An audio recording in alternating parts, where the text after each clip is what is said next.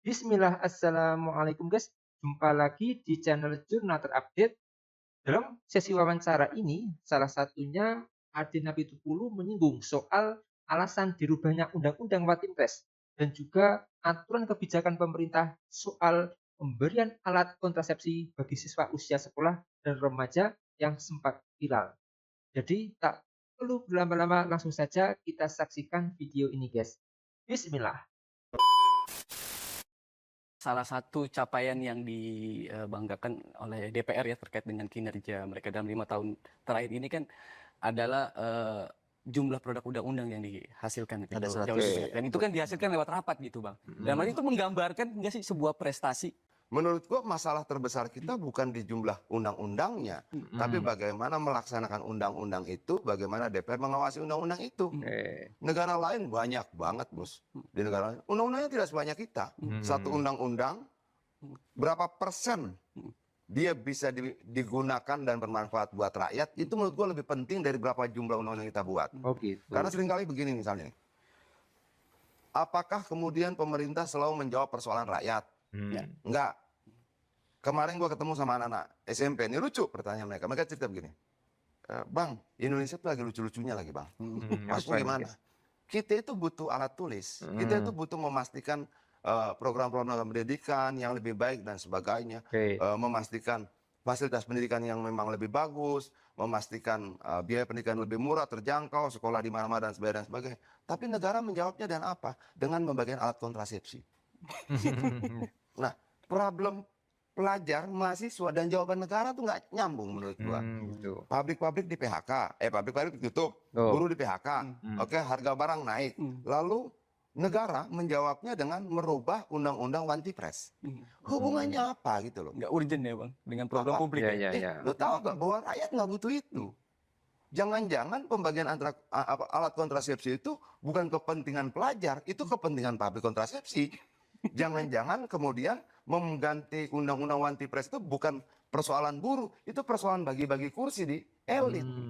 Tapi selain daripada bahwa undang-undang itu harus kontekstual dengan problem dan solusi yang dihadapi rakyat, apa sih variabel yang menurut abang itu bahwa sebuah legislasi ini, sebuah produk undang-undang ini ya memang berkualitas gitu? Berkualitas tidaknya sebuah undang-undang bagi gua ya, itu tergantung sejauh mana dia mampu menjawab persoalan kerakyatan. Persoalan rakyat. Ada nggak undang-undang yang betul-betul menjawab persoalan rakyat? Itu loh. Sudah dibuat, sanggup nggak dilaksanakan? Sudah dilaksanakan, sanggup nggak diawasi? Itu loh. Nah, pengawasan itu menurut gua bagi anggota DPR ya turun. Lu muter aja kemana-mana, ketemu siapa, segala macam diskusi dan sebagainya. Kan produk undang-undang ini kan akan menyasar lebih banyak ke rakyat yang penghasilan sekian sampai sekian gitu loh. Kan bisa kita lihat piramidanya tuh. Oke, mana yang paling banyak? Ini kok. Itu loh. Ya turunnya ke sini dong. Dan undang-undang yang dihasilkan dalam 5-10 tahun terakhir ini sudah menggambarkan itu nggak menurut abang? Ada yang iya, ada yang tidak. Itu loh. Pidato Mbak Puan kemarin tentang peran bahwa partisipasi perempuan itu bukan lagi boleh kita anggap sebagai sebuah peran afirmatif, tapi memang sebuah keseharusan kesetaraan. Itu menurut gua keren. Itu loh. Bukan karena peran perempuan itu bukan karena afirmasi, tapi memang dia punya hak yang sama dengan laki-laki gitu loh. Hak itu sama, bukan belas kasihan dari laki-laki, bukan belas kasihan negara, tapi negara mau anggap ada tidak laki-laki mau setuju tidak setuju, perempuan punya hak yang sama dan laki-laki. Itu keniscayaan. Nah, itu yang gua tangkap dari pidato Mbak Puan kemarin. Dan menurut gua itu keren. Gitu loh. Dia menyuarakan suara banyak perempuan yang mungkin tersekat dalam kerongkongan mereka gitu loh. Ini kan Mbak Puan ini kan ketua DPR pertama perempuan ya bang. Nah, kalau boleh lah kasih skor nih kinerja DPR di bawah kepemimpinan Mbak Puan dari 1 sampai 10. Dan apa alasannya? Kalau menurut gua ya, skornya gimana? 10 itu terbaik lah. Oke, 1 sampai 10. 8,5, 9. 8,5 9. Kenapa gua kasih 8,5 9? Karena dia memimpin DPR di saat konstelasi politiknya kayak begini gitu loh.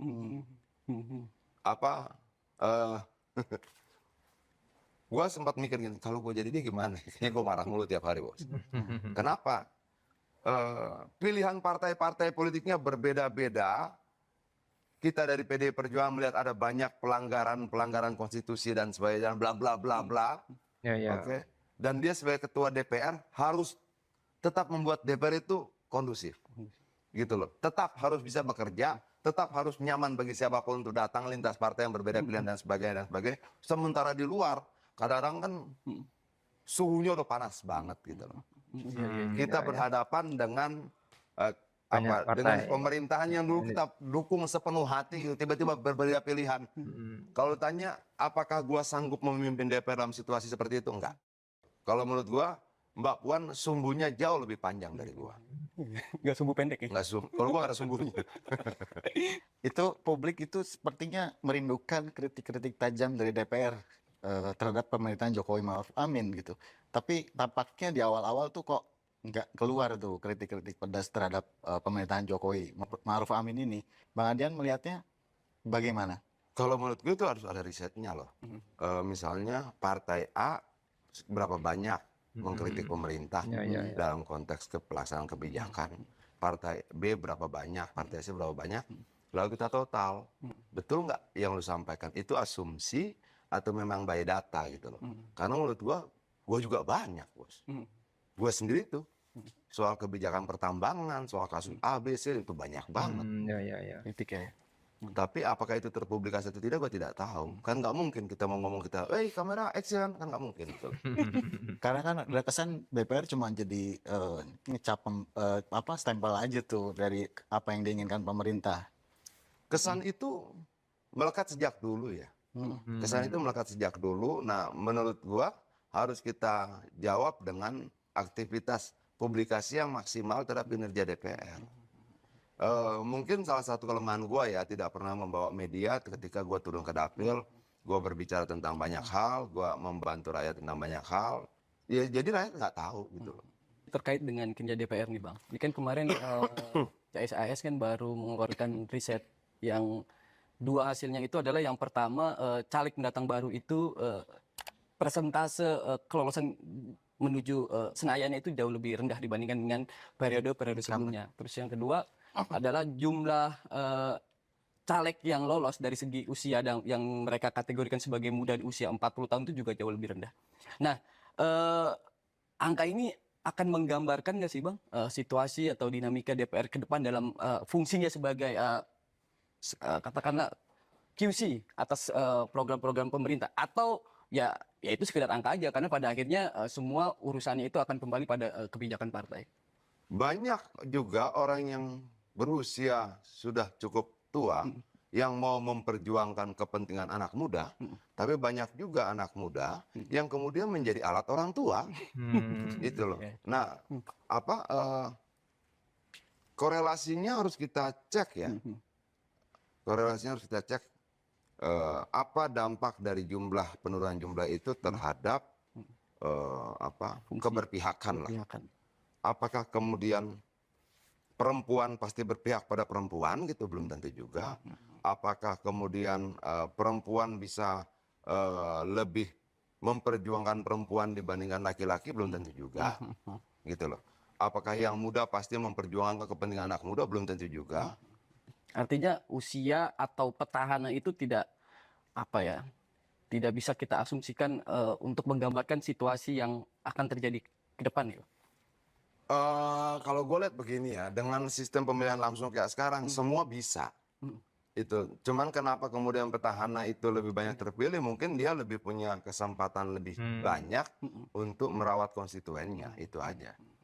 Itu kan ada juga tuh sempat tuh Bang dalam beberapa momen ya di media sosial itu yang istilahnya video-video potongan Abang itu diungkit lagi sebelum menjadi anggota DPR ya.